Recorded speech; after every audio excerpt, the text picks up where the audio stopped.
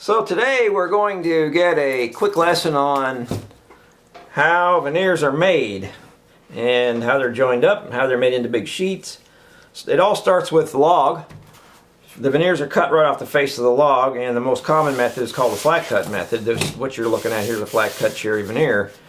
You can see this log here was probably around 10 inches wide or so, and all these sheets were cut successively off of the log.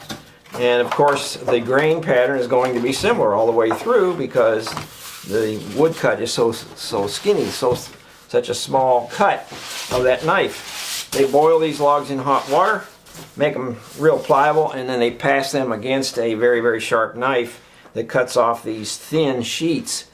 In our case, our sheets that we sell are about a 1/64 of an inch thick in the paperback version, and then of course if you put a wood back on these veneers it makes them thicker, where they get to be about 3/64. But at any rate, the most common method of cutting is flat cut, which is what this is here that I'm showing you. This is cherry.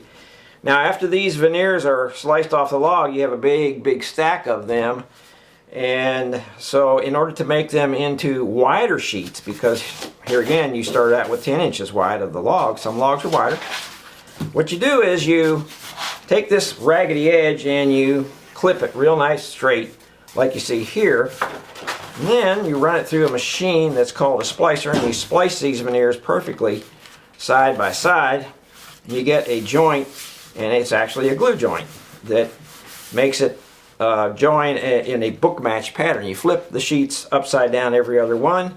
As you can see, these patterns are mirror images, and they go in the opposite direction each way.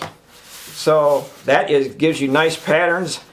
Some people wonder, well, am I going to see the joint? Well, if you look for it, you're going to see the joint. But the beautiful thing about this is that it all matches up. It gives you these nice patterns in the wood.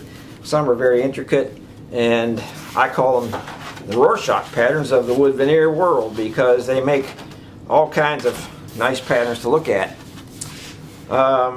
These veneers, when they are completed at our factory, they're made into these wider sheets up to even 5 feet wide, and most of them are 8 feet long. Some go to 12 feet long.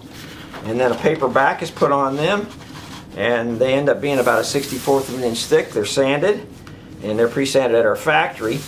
Some of them are put, a wood backer is put on, which causes them to be about 3/64 of an inch overall thickness. There's advantages to each way. And some of them, we put a 3M peel and stick adhesive on the back. If you want it on there, you can order it that way. Most of these veneers can be glued down with woodworker's glue, carpenter's glue, or contact cement or other glues. And the 3M peel and stick veneers can be just stuck right down to any clean painted or varnished surface. So that is the short course on wood veneers and how they are made and how we are able to sell them in the sizes and thicknesses that we sell them.